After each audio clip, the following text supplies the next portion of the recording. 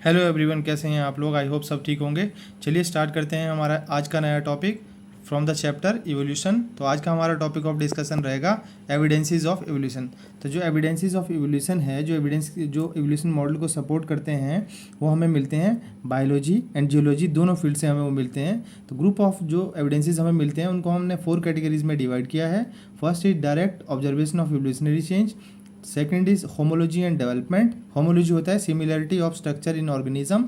And vestigial traits, vestigial traits वो traits होते हैं जो या तो कम्प्लीटली ह्यूमन में लॉस्ट हो चुके हैं या उनके फंक्शन बिल्कुल डिसफंक्शन हो चुके हैं, उनको वेस्टिजल ट्रेट्स बोलते हैं। And fossil record and biogeography. तो चलिए स्टार्ट करते हैं with the direct observation of evolutionary change. तो direct observation of evolutionary changes में ये स्मॉल स्केल का इवोल्यूशन होता है और इसको हम एक एक्सपेरिमेंटली लेबोरेटरी स्केल पे भी इसको ऑब्जर्व कर सकते हैं। और इसका एक बहुत ही क्लासिक जो एग्जांपल है वो है पेपर्ड मॉथ, जो ब्रिटेन में जब इंडस्ट्रियल रिवोल्यूशन हुआ, मतलब औद्योगिक क्रांति जब हुई, तो एक पेपर्ड मॉथ जो है इसका कलर होता है लाइट कलर होता है विद ब्लैक स्पॉट्स, करेक्ट। लेकिन जब इंडस्ट्रियल पॉल्यूशन बढ़ा, एयर पॉल्यूशन बढ़ा, तो ये इसका कलर पूरा कम्प्लीटली ब्लैक हो गया।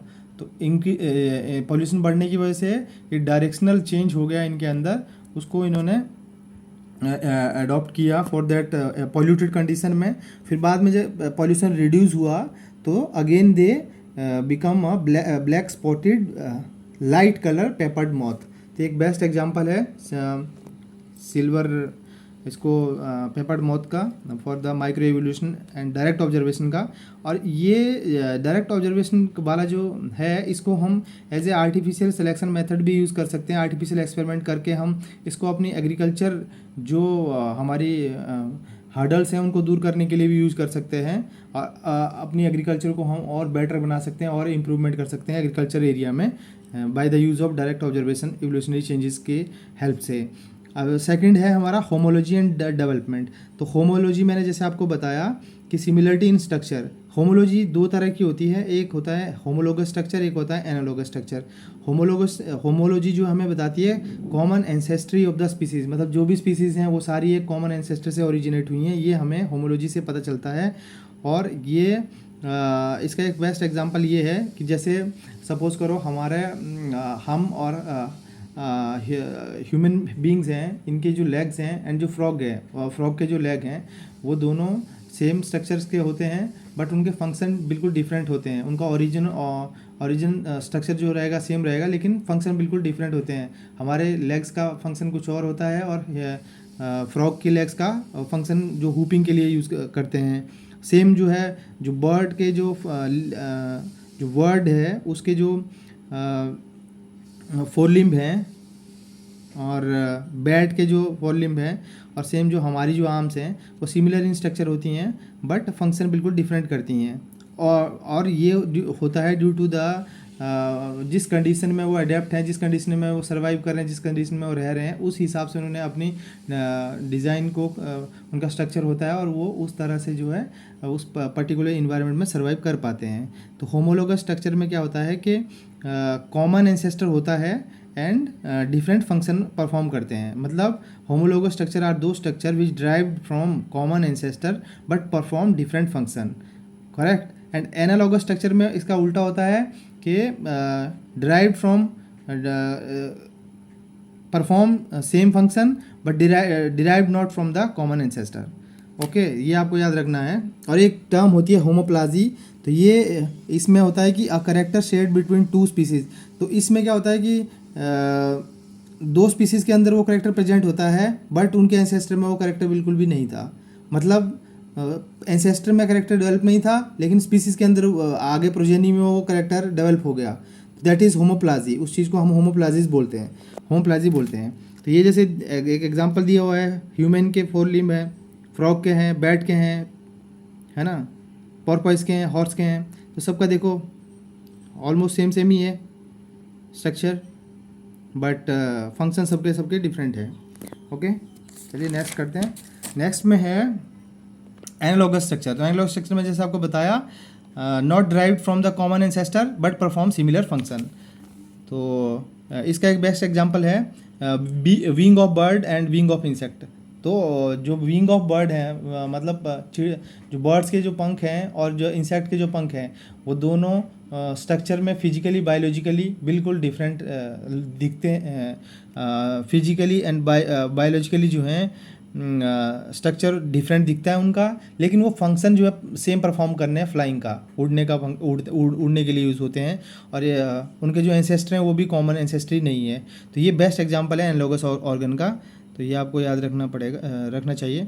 एंड द जो स्ट्रक्चरल होमोलॉजी है वो सपोर्ट करती है casual hypothesis of evolutionary homology की।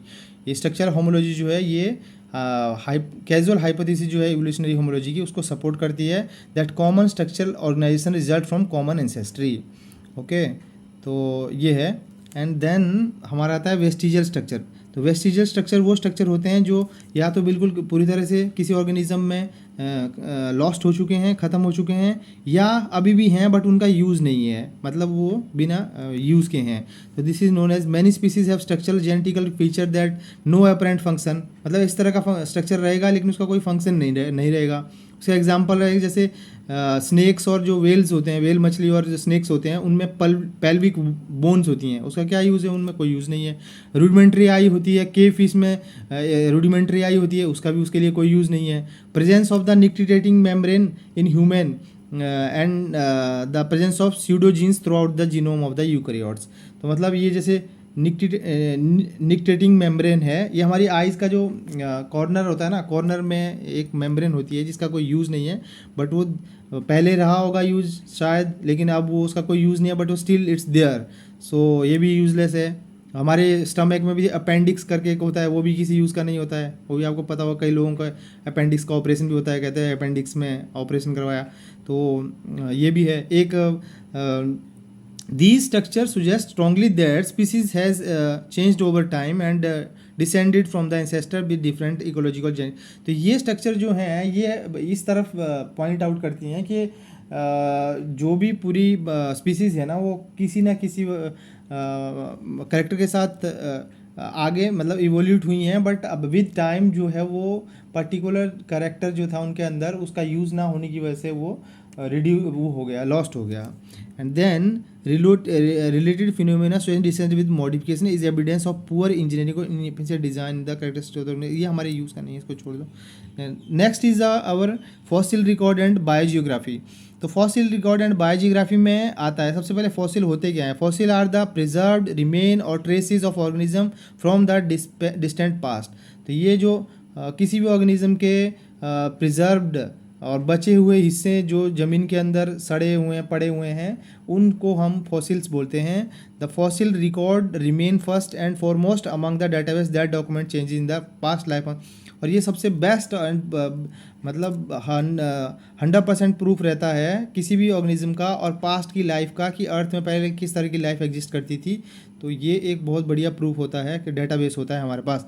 सेडिमेंट्री रॉक्स जो होती हैं वो रिचेस्ट सोर्स होती हैं फॉसिल का।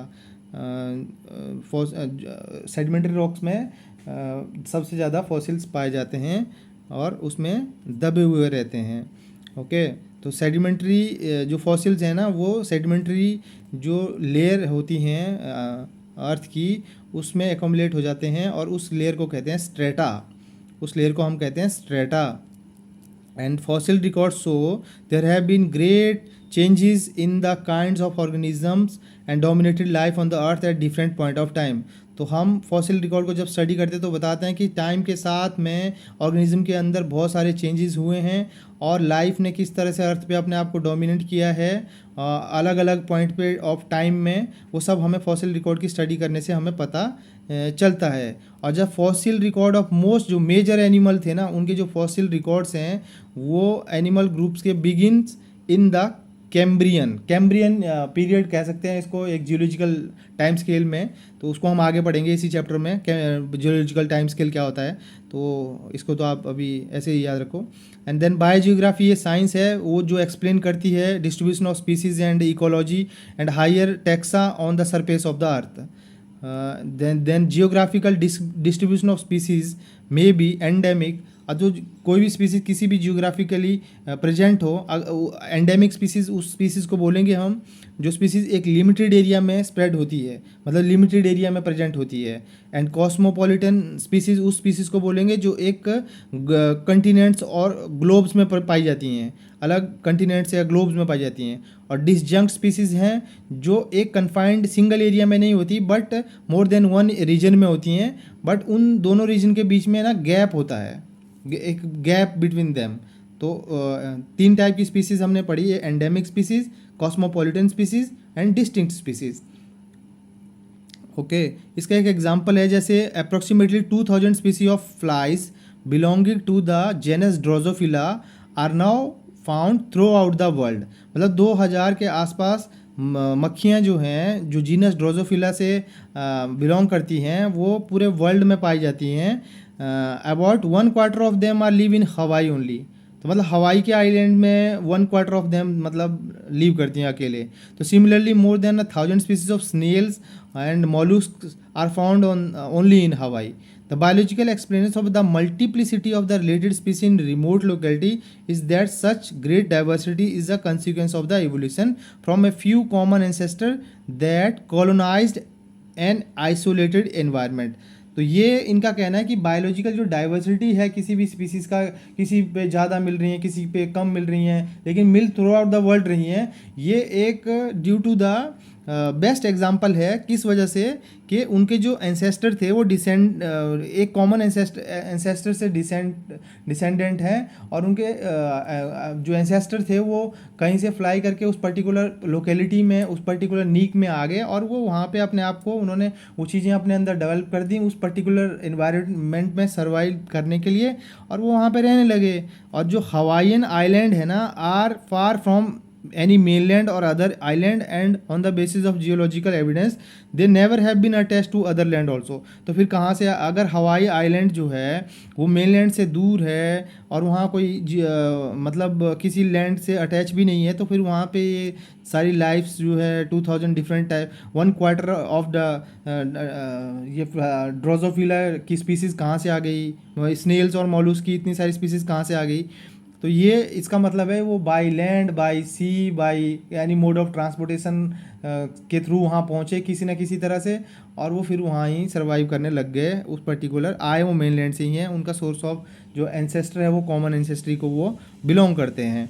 The Hawaiian island found many available ecological needs where they could over numerous generation undergo evolutionary change and diversification. तो हवाईन आइलैंड में इन्होंने बहुत सारे जो नीक होता है एक पर्टिकुलर ऑर्गेनिज्म का एरिया ऑफ वर्क आप कह सकते हो, वहाँ पे वो खाता है, रहता है, उस पर्टिकुलर नीक कहते हैं उसको। तो वहाँ पे बहुत सारी डिफरेंट बायोडाइवर्सिटी इन्होंने ऑब्जर्व करी साइंटिस्ट ने, और इसलिए वो वहाँ बहुत सारे इवोल्यूशनरी चेंजेस देखने को मिले एंड डाइवर्सिफिकेशन भी देखने को मिली वहाँ पे। तो ये दैट्स ऑल फ्रॉम द, ये एविडेंसेस थे, only evidences of the evolution. अगर हमसे कभी पूछा जाए कि भाई क्या क्या एविडेंसेस हैं एवोल्यूशन के, तो हम इसको नट सेल या शॉर्ट फॉर्म में इस तरह से समराइज़ करके बता सकते हैं। कल नेक्स्ट टॉपिक आएगा हमारा नेचुरल सिलेक्शन के ऊपर, और तो आज इसको टॉपिक को यहीं एंड करते हैं।